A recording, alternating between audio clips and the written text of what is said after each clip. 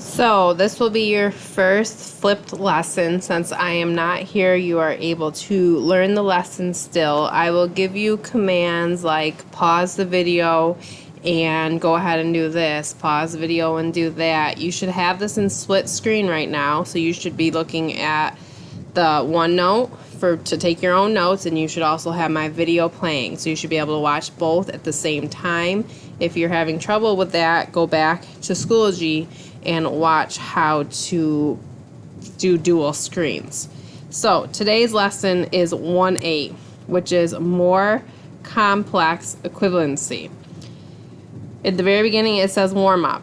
I want you to go ahead, pause this video, click on the warm up, complete it, and then come back to this video and we will start the lesson.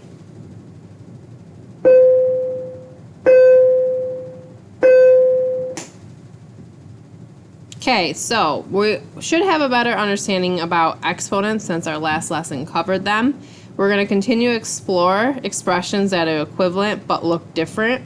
We're going to look at linear expressions and quadratic expressions, which are raised to the second power. These two expressions are equivalent because they give us the same answer if we substitute a number into them. So here's another chart. We have three expressions here.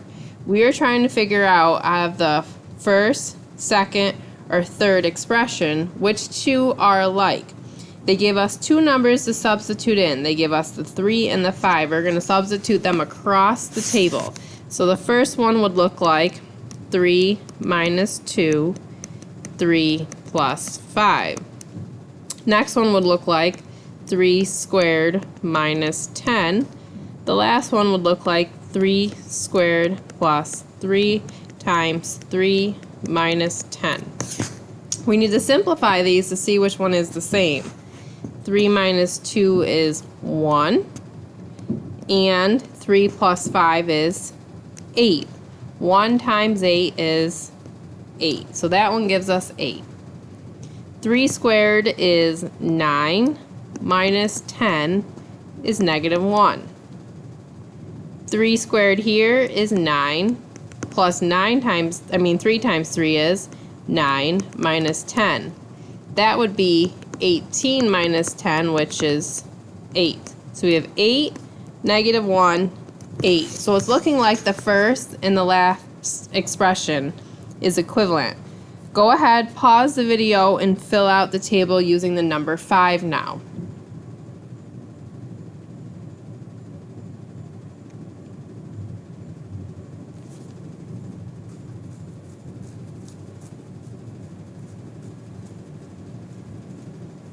Okay, now here's what your paper should look like since you have plugged in the 5.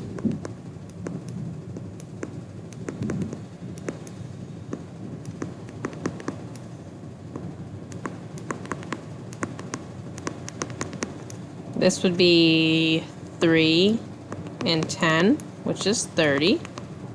That should be 25 minus 10, which is 15. This would be 25 and 15 and 10, which gives us 30. So, circle these, highlight these. These two expressions are equivalent. We eventually will figure out how to make this expression look like that one. That's the point of here. Before we do that, here is someone who is converting an expression. So this is the starting expression. Down here is what they ended up with. They show you the steps that they took. What we're supposed to do is decide properties. Is it commutative, associative, distributive? What property are they doing in each step? If we look at step 1, here's the start of it. Here's what it turns into. What in the world did they do? Think about what they did. It looks like they took the x plus 3, distributed it to the x. So they distributed to the x and they distributed to the 5. So it's distributive property.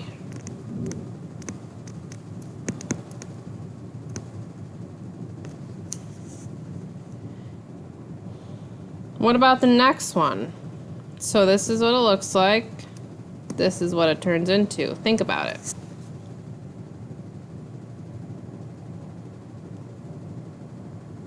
Looks like they sent this x to the x to the 3, and to the 5 and the 5. So they are distributing again. What about the very last step? They have this, and it turns into this.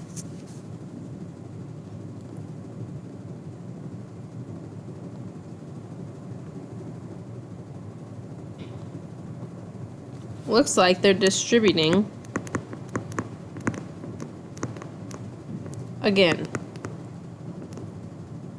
So when we do this, to start from here and go to there, you are doing the distributive property 3 times. But it's not going to be crazy like this. We're not going to do it the way they do it. I will show you how to do that. So here it comes. We are going to convert these expressions to trinomials. Vocab word, trinomials, means 3 terms. 3 terms. So we're going to convert this to 3 terms. How do you do it? This is something new. It's called the box method. And what is the box method? Well, you draw a box with your crosshairs, I like to call them, in it. And on the top of the box, you're going to write this first expression, x plus 6. Down the side of the box, you're going to write the next expression, x plus 3. Now, to fill in the box, you multiply. So this box here, top left-hand corner, is x times x. That is x squared. Top right-hand corner is 6 times x. That is 6x.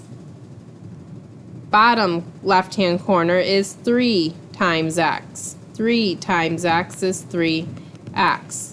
And then the very last corner, 3 times 6 is 18.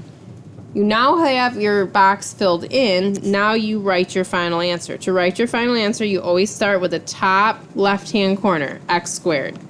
That is the biggest term. You will add your diagonals, so I like to circle them.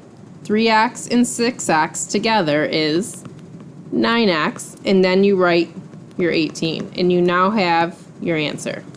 So you converted that expression to a trinomial, 1, 2, 3 terms. Okay, let's try another one. So draw your box. On the top, in your crosshairs, put x minus 4. On the side, put x plus 6. You will multiply to fill in your box. Remember, multiply to fill in the box. So x times x, x squared. Negative 4 times x, negative 4x. 6 times x, 6x. 6 times negative 4. Use your calculator if you don't know it. Negative 24. Circle, so you put those together. The first term, top left-hand corner, x squared. 6 and negative 4. When I add them together, how many x's are left? 6 take away 4 is 2. And then you write your negative 24.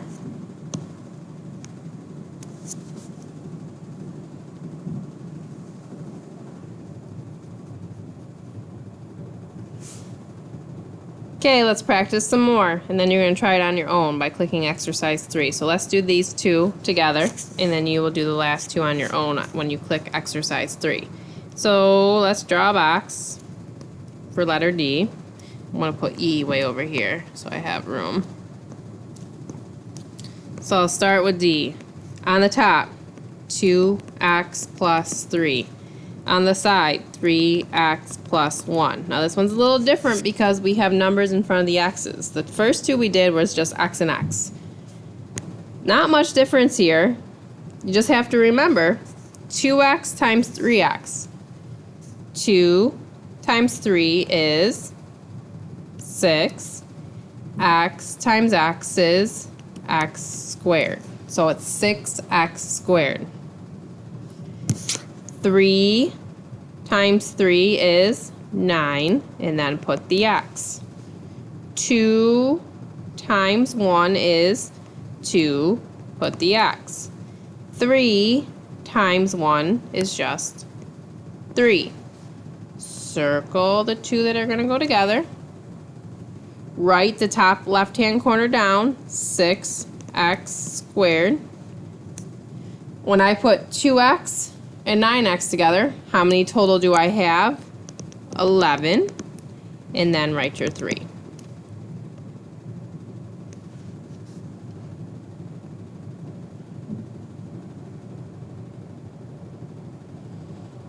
Okay, let's do the last one together, and then you're going to try 2. Write 3x minus 4 across the top, 3x plus 2 down the side. Okay, we always start in the top left-hand corner. 3 times 3 is 9.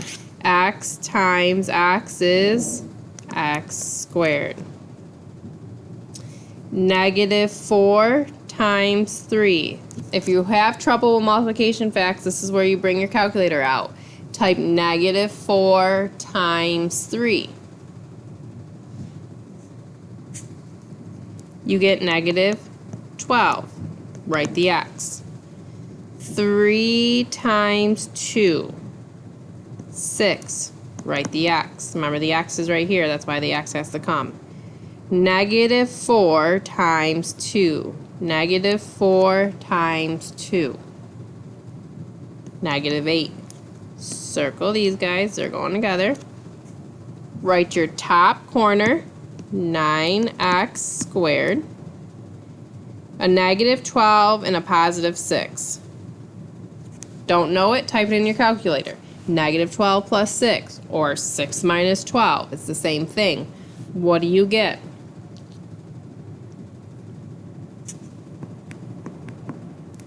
Negative 6 with the x. And then bring down the negative 8. So I just showed you 4 examples. I want you to go ahead, click on right here. Click on exercise 3. Pause this video. Complete exercise 3 and then hit play, and we'll continue on.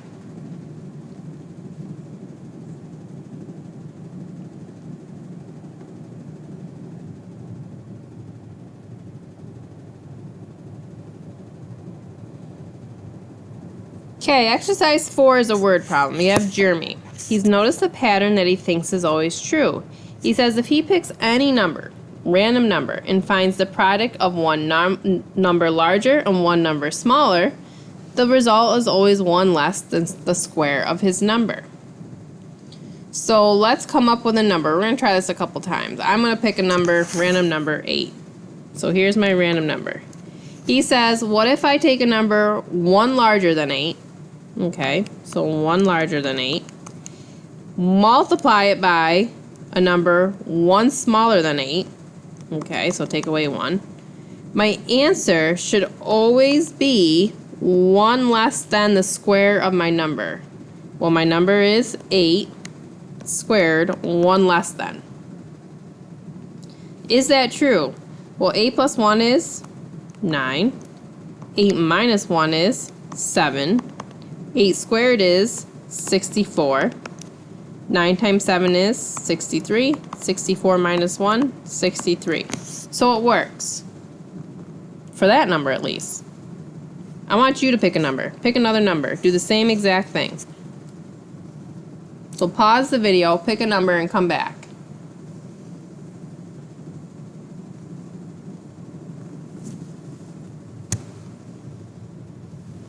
So I'm going to pick another random number. How about 5? Maybe some of you did choose 5. So 1 more than 5 times 1 less than 5 is the square of it minus 1. Well, that'd be 6, that'd be 4, that'd be 25. So that'd be 24 equals 24. So it works. Well, let's prove it using letters this time. So instead of putting the number 8 here and the number 5 here, let's use x. So it'd be 1 more than x, 1 less than x, should be the same thing as the square of x minus 1. Is this true is the question. How can I prove it? Let's prove it using what we just learned. Over here, we have 2 binomials that look just like these guys up here, right? Double parentheses, 2 sets of parentheses, 2 sets of parentheses, and what did we do? Box, box, box, box. So what are we going to do here? We're going to box. So put the x plus 1 and the x minus 1. Go ahead, pause the video, fill out that box. See what you get when you have the box filled out.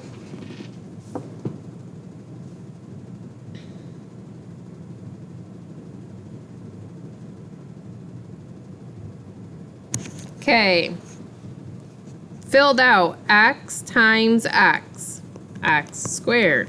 1 times x, x or 1x.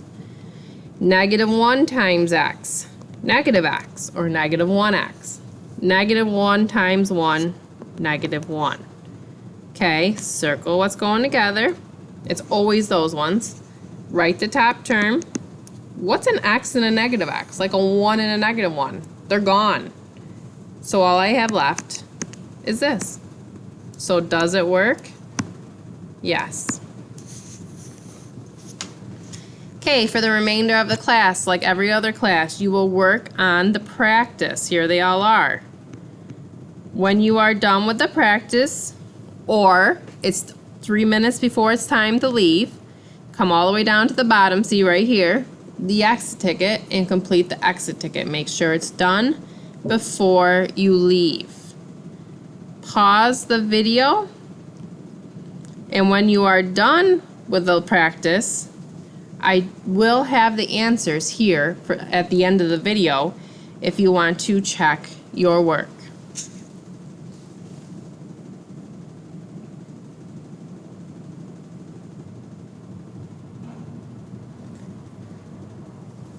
So I'm hoping now you have finished the practice and you're not just coming here and getting the answers. So here is the answers to the practice. This one would be b squared plus 7b plus 12. 3c squared minus 5c minus 2. 8c squared plus 6c plus 1. 16h squared minus 12h plus 2. 5q squared plus 24q minus 5. 10a squared minus 19a plus 6. 2x squared minus 3xy plus y squared. That was a tricky one there.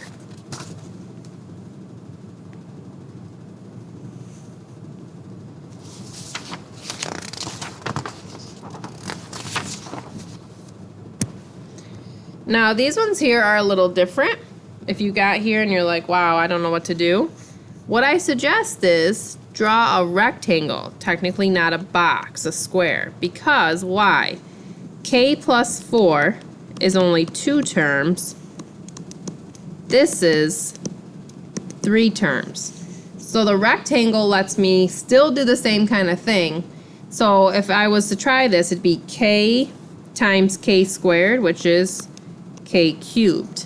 K times 3K would be 3K squared. Negative 6 times k is negative 6k. K squared times 4 is 4k squared. 3k times 4 is 12k. And negative 6 times 4 is negative 24. Now, you technically on this one will add two different things together.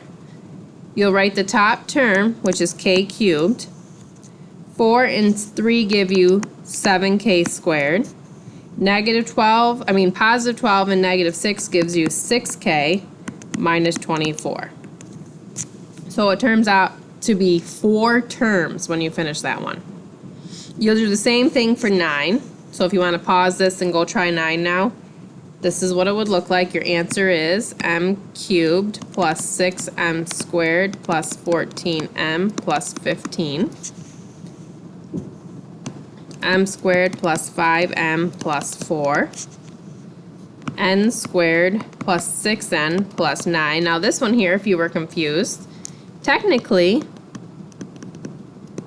n plus 3 squared is just n plus 3 times n plus 3. So when you do your box method, you write n plus 3 on both sides and then fill it in. B squared minus 1. R squared minus 2r plus 1. 9q squared minus 1. X squared plus 8x plus 16. Remember, this one is just y minus 7. Oop, that's a 2. Twice. So that's y squared minus 14y plus 49. This one would be r plus s twice. Trickier. There's no numbers here. You still do your box with r plus s on both sides. Get r squared plus 2rs plus s squared. 9b squared minus 49. 2k squared plus 4km squared plus m to the 4th. And hardest one, I think, s to the 4th plus 2s squared r squared plus r4. If you haven't already, do your exit ticket. We are done for today. You will work on the homework next.